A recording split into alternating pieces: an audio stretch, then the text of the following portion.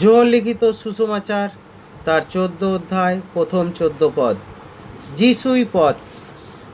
তোমাদের হৃদয় উদ্বিগ্ন না হোক, ঈশ্বরে বিশ্বাস করো, আমাতেও বিশ্বাস করো। আমার পিতার বাটিতে অনেক বাসস্থান আছে, যদি না থাকিত তোমাদিগকে বলিতাম, কেননা আমি তোমাদের জন্য স্থান প্রস্তুত করিতে যাইতেছি। আর আমি যখন যাই ও তোমাদের জন্য স্থান প্রস্তুত করি, তখন পুনর্বার আসিব এবং আমার নিকটে তোমাদিগকে লইয়া যাইব, যেন আমি যেখানে থাকি তোমরাও সেইখানে থাকো। আর আমি যেখানে যাইতেছি তোমরাও তাহার পথ জানো। থোমা তাহাকে বলিলেন, প্রভু, আপনি কোথায় যাইতেছেন তাহা আমরা জানি না, পথ কিসে জানিব? যিশু তাহাকে বলিলেন, আমি পথ ও সত্য ও জীবন। আমাদিয়া না আসিলে কেহ পিতার নিকটে আইসে না। যদি তোমরা আমাকে জানিতে, তবে আমার পিতাকেও জানিতে।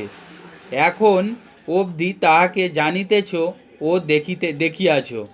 ফিলিপ তাহাকে কহিলেন, প্রভু, পিতাকে আমাদের দেখাউন, তাহাই আমাদের যথেষ্ট। যিশু তাহাকে বলিলেন, ফিলিপ, এতদিন আমি তোমাদের সঙ্গে সঙ্গে আছি, তথাপি তুমি আমাকে কি জানো না? যে আমাকে দেখিয়াছে সে পিতাকে দেখিয়াছে। তুমি কেমন করিয়া বলিতেছ, পিতাকে আমাদের দেখাউন? তুমি কি বিশ্বাস করো না যে আমি পিতাতে আছি এবং পিতা আমাতে আছেন?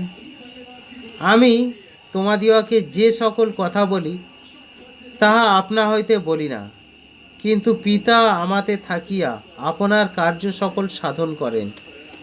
আমার কথায় বিশ্বাস করো যে আমি পিতাতে আছি এবং পিতা আমাতে আছেন, আর না হয় সেই সকল কার্য প্রযুক্তই বিশ্বাস করো।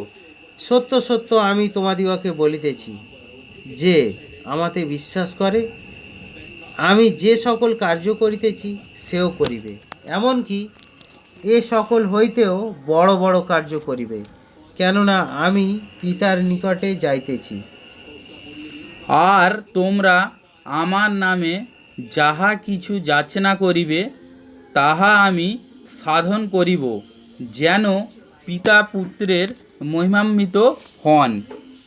যদি আমার নামে আমার কাছে কিছু যাচনা করো, তবে আমি তাহা করিব। ইহাই খ্রিস্টের সুসমাচার। খ্রিস্ট যিশু তোমার গৌরব হোক।